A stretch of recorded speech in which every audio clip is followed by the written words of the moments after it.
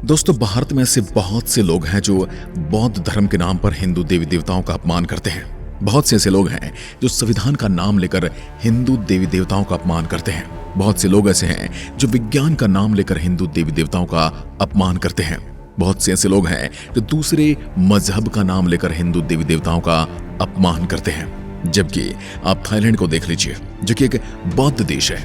वहां भी जगह जगह पर आपको हिंदू मंदिर देखने को मिल जाएंगे। इतना ही नहीं, विश्व का सबसे बड़ा मंदिर भी कंबोडिया में मौजूद है और भूटान में भी कई भव्य मंदिर हिंदुओं के मौजूद हैं। साथ ही लाओस, श्रीलंका और म्यांमार में भी बेहद भव्य मंदिर आपको देखने को मिल जाएंगे। इन सभी देशों का नाम इसलिए बताया जा रहा है क्योंकि ये सभी देश बौद्ध धर्म को मानने वाले देश हैं। अब इन बौद्ध देशों में जब हिंदू देवता समान रूप से पूजे जा रहे हैं, फिर भारत में ये बौद्ध धर्म के नाम पर कुछ लोग अलग ही विचारधारा वाले क्यों हैं? कई लोग सिर्फ चंद लोग हैं जो लोगों को यानी हिंदू और बौद्धों को अलग करना चाहते हैं। अब इसी बीच थाईलैंड ने कुछ ऐसा कर दिया है जिससे भारत में रहने वाले इन बौद्ध लोगों को मिर्ची लगनी शुरू हो गई है। आइए, आखिर ऐसा क्या कर दिया थाईलैंड ने जिसे देखकर भारतीय अलगाववाद और भारतीय बौद्ध और हिंदू के बीच में दरार डालने वालों को एक भारी झटका क्यों लगा है? इससे पहले हम थाईलैंड की बात पूरी करें, आपको भारतीय बौद्ध धर्म के बारे में पता होना चाहिए, तभी आप पूरी बात को आसानी से समझ पाओगे। भारत में सम्राट अशोक के समय काल से ही बौद्ध धर्म भारत के साथ साथ अन्य देशों में भी फैल चुका था। भारत से बाहर देशों में बौद्ध धर्म आज भी पुराने रूपों में आपको देखने को मिलेगा, जबकि भारत में बौद्ध धर्म ने अपना अलग ही रूप लिया है। अगर ऐतिहासिक दस्तावेजों की बात करें तो उसके अनुसार पुष्यमित्र सुंग के शासनकाल में भारत से बौद्ध धर्म का लोप हो गया था। बौद्ध धर्म के विद्वान डॉक्टर सिद्धार्थ सिंह के अनुसार भारत में जो डॉक्टर अंबेडकर का बौद्धवाद है वो बौद्ध धर्म से बिल्कुल अलग है। ये एक तरह का सामाजिक आंदोलन है, जबकि वास्तविक बौद्ध धर्म तमाम सामाजिक संगठनों गतिविधियों को समेटने वाला एक छाता है, जबकि डॉक्टर अंबेडकर का बौद्ध धर्म सामाजिक मुक्ति का एक आंदोलन है। वास्तविक बौद्ध धर्म में अध्ययन अनिवार्य रूप से शामिल है और वह हिंदू धर्म से अलग नहीं है, जबकि डॉक्टर अंबेडकर के हिंदू धर्म में अध्यात्म अनिवार्य रूप से शामिल नहीं है और यह हिंदू धर्म का जबरदस्त आलोचक भी है। जैसे आप तिब्बती धर्मगुरु दलाई लामा को देख लीजिए, जो कि भारतीय भगवान ब्रह्मा विष्णु महेश को न मानने की शपथ ले चुके हैं और अब वो खुद बैठकर रुद्र अभिषेक कर रहे हैं। अब इससे आप ये समझ गए होंगे कि वास्तविक बौद्ध धर्म और प्रोपेगेंडा बौद्ध धर्म में अंतर क्या है। अब बात करते हैं मेन खबर की, जो कि थाईलैंड की है। ये बात तो आप जानते ही होंगे कि हमारे हिंदू धर्म में हर एक धार्मिक काम के लिए अलग अलग देवी देवता हैं। जैसे विद्या और बुद्धि की देवी सरस्वती को माना जाता है, वाणी की देवी भी इन्हीं को माना जाता है, तो वहीं धन की देवी लक्ष्मी जी हैं। ब्रह्मा जी को सृष्टि का रचयिता माना जाता है, भगवान विष्णु को पालनहार कहा जाता है और भगवान शंकर संहारक हैं। इसी तरह भगवान गणेश को रिद्धि सिद्धि और विघ्नहर्ता माना गया है। हनुमान जी बल और बुद्धि के देवता और संकट मोचक भी माने जाते हैं। ऐसे ही भिन्न भिन्न कार्यों के लिए अलग अलग देवी देवता हैं। थाईलैंड की राजधानी बैंकॉक में 12 जुलाई से एशियन एथलेटिक्स चैंपियनशिप टूर्नामेंट शुरू हो गया है। इससे भारत सहित कई देशों के खिलाड़ी शामिल हो रहे हैं और सबसे हैरानी वाली बात तो ये है कि इस बार राम भक्त हनुमान जी को एथलेटिक्स चैंपियनशिप का ऑफिशियल मैस्कॉट बनाया गया है। मैस्कॉट का मतलब शुद्धता का प्रतीक होता है।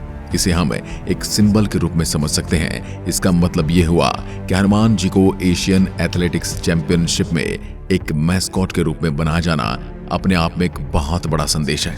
एशियन एथलेटिक्स एसोसिएशन ने बाकायदा अपनी वेबसाइट पर जानकारी देते हुए लिखा है, भगवान हनुमान जी भगवान राम की सेवा में गति, शक्ति, साहस और बुद्धि सहित असाधारण क्षमताओं का प्रदर्शन करते हैं। हनुमान जी की सबसे बड़ी क्षमता वास्तव में उनकी अविश्वसनीय रूप से दृढ़ निष्ठा और भक्ति है और इसी वजह से हनुमान जी को एथलेटिक्स चैंपियनशिप का मैस्कॉट बनाने का फैसला किया गया, क्योंकि कुछ ऐसा ही समर्पण खिलाड़ियों में भी देखने की जरूरत है। इस चैंपियनशिप में थाईलैंड के अलावा हांगकांग, चीन, Bharat, Indonesia, Japan, south Korea, Malaysia, Philippines और सिंगापुर इन 8 देशों की टीमें शामिल हुई हैं। भारत के शॉटपुट प्लेयर तजिंदर पाल सिंह और लॉन्ग जंप खिलाड़ी मुरली श्रीशंकर के नेतृत्व में देश के चैंपियनशिप में अच्छे प्रदर्शन की उम्मीद भी है। हनुमान जी को इस चैंपियनशिप में एक मैस्कट बनाया गया है। अपने आप में ये बहुत बड़ी बात है और हिंदू के लिए ये और भी ज्यादा गर्व का विषय है। जरा सोच कर देखिए, अगर ऐसा भारत में किया होता तो अब तक भारत में किस तरह का प्रोपेगेंडे चालू हो जाते। भारत में हाहाकार मच गया होता।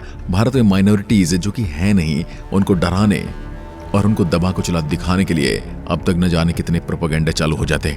क्योंकि भारत में जहां एक तरफ मूवीज, चुनावी कैंपेन, गाने, पोस्टर आदि के द्वारा हिंदू भावनाओं का अपमान किया जाना बहुत आवश्यक माना जाता है, क्योंकि जब तक आप ऐसा करेंगे नहीं तब तक वो चीज वायरल होगी नहीं। वहीं थाईलैंड जैसे देश जब इस तरह का कदम उठाते हैं तब हिंदुओं का सीना गर्व से चौड़ा हो जाता है।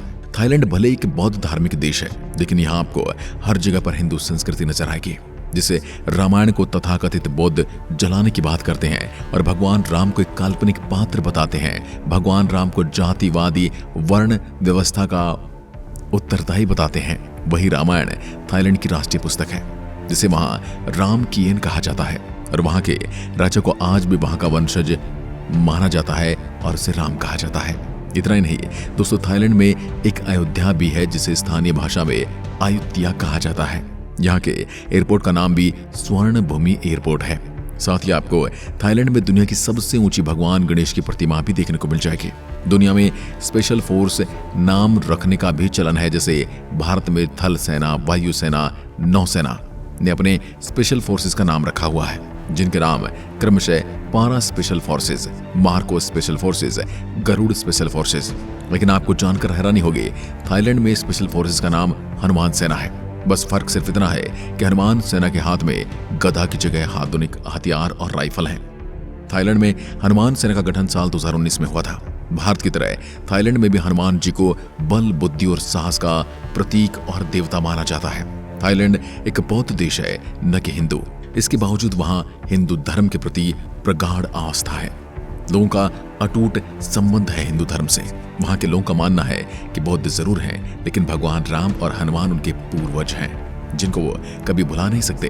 हमने पूजा पद्धति बदली है, हम अपने पूर्वज तो नहीं बदल सकते। और एशियन एथलेटिक्स चैंपियनशिप में भगवान हनुमान को मैस्कॉट बनाना था थाईलैंड द्वारा दिया गया एक स्पष्ट संदेश है, जिसे पूरे हिंदू साम्राज्य को मानना चाहिए, जिसे पूरी दुनिया में फैले हुए हिंदुओं को मानना चाहिए और इस पर गर्व करना चाहिए। आप किसी भी देश में रहे, आप कहीं भी रहे, आपको अपनी संस्कृति से जुड़े रहना चाहिए। आज के वीडियो में बस इतना ही। अगर वीडियो पसंद आए तो लाइक कीजिए और ऐसी वीडियोस के लिए चैनल को सब्सक्राइब जरूर करें। धन्यवाद। जय हिंद, जय भारत।